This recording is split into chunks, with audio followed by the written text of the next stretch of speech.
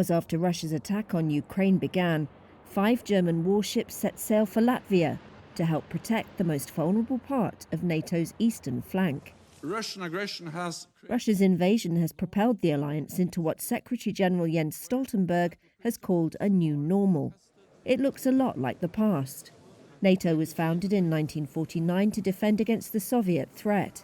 Now a new Iron Curtain could fall across Europe. NATO needs to ensure its members are not behind it if it does.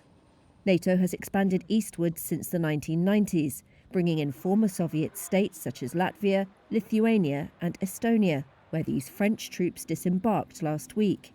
A single overland corridor connects them to the rest of NATO territory, and it's squeezed between the heavily armed Russian enclave of Kaliningrad and Moscow ally Belarus.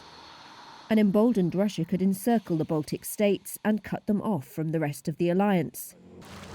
That's where the Latvian mission comes in, a regular mine-clearing exercise that was brought forward by Russia's invasion.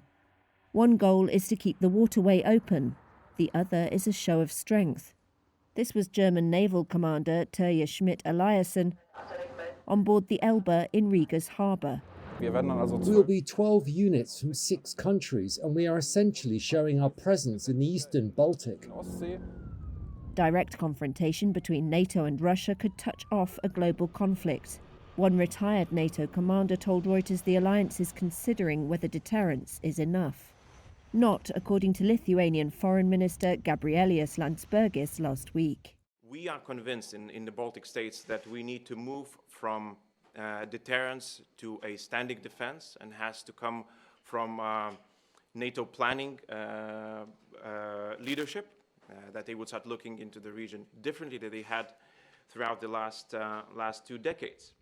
Since the invasion, NATO allies have also moved 5 aircraft carriers into European waters, increased the number of warplanes in NATO airspace, and more than doubled the size of combat units in the Baltics and Poland.